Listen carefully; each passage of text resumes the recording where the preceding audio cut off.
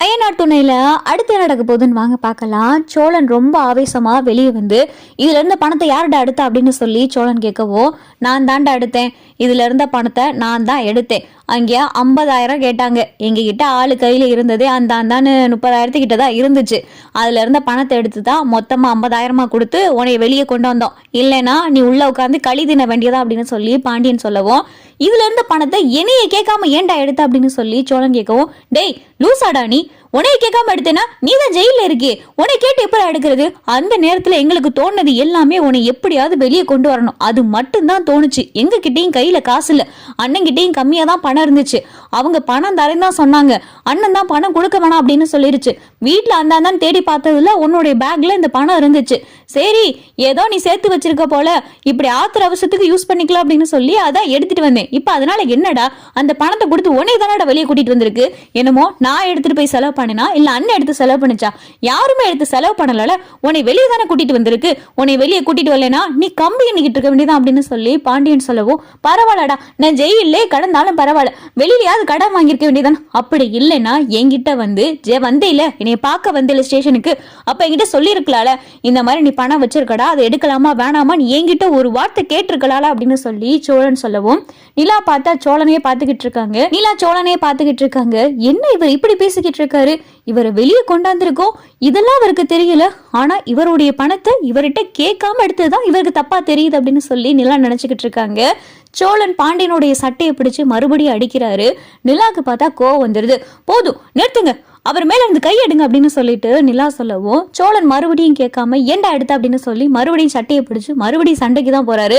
சோழன் கையை எடுங்க அப்படின்னு சொல்லிட்டு நிலா பார்த்தா கத்தவோ, சோழனும் பாண்டியனும் பார்த்தா தள்ளி தள்ளி நிக்கிறாங்க.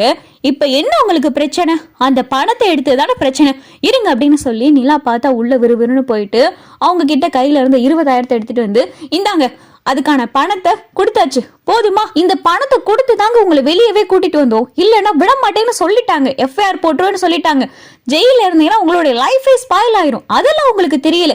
சரி எப்படியோ ஸ்டேஷன்ல இருந்து வீட்டுக்கு வந்துட்டோமே, நம்மளை எப்படியோ வெளியே கூட்டிட்டு வந்துட்டாங்களே, அதெல்லாம் யோசிக்க தெரியவே இல்லை. என் பணத்தை எதுக்கு எடுத்து அப்படின்னு கேக்குறீங்க? நீங்களாம் அண்ணன் தம்பிங்க தானே, ஒரு வீட்டுல தானே இருக்கீங்க, உங்க பணத்தை எடுக்க அவர் கேட்க வேற செய்யணுமா? சரி அவர் எடுத்து ஏதோ ஊதாரித்தனமா செலவு பண்ணியிருந்தா கூட பரவாயில்ல, உங்களை வெளியில கொண்டாடுறதுக்கு உங்க பணத்தை எடுத்து கொண்டாந்துருக்கு, இது என்னமோ பெரிய பிரச்சனை மாதிரி பேசிக்கிட்டு இருக்கீங்க, சண்டைக்கு வர போறீங்க, கொஞ்சமாவது யோசிச்சு பாருங்க, உங்களுக்கு அறிவு இருக்கா இல்லையா அப்படின்னு சொல்லி நிலா பார்த்தா கத்தவும், அந்த பணத்தை பார்த்தா சோழன் வாங்காம நிக்கிறாரு. இந்தாங்க உங்க பணம், இந்த பணத்துக்கு தானே இப்படி சண்டை போட்டுக்கிட்டு இருக்கீங்க அப்படின்னு சொல்லி சோழனுடைய கையை பிடிச்சு நிலா பார்த்தா அந்த பணத்தை வச்சிடறாங்க. கோவத்துல பார்த்தா நிலா ரூமுக்குள்ள போயிடறாங்க.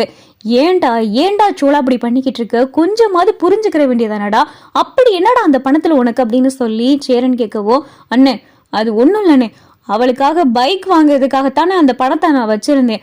சரி டெய்லி பஸ்ஸை போயிட்டு வர கஷ்டமா இருக்கும், என் கூடயும் வண்டியில வரமாட்டேன்னு சொல்லிட்டா, அதனால நிலாக்காக ஒரு ஸ்கூட்டி வாங்கலாம் அப்படின்றதுக்காண்டி தான் அந்த காசை சேர்த்து வச்சிருந்தேன். கடைசி நேரத்துல நான் போய் என்னென்னமோ ஆயிச்ச அப்படின்னு சொல்லிட்டு சோழன் ரூமுக்குள்ள போயிடுறாரு.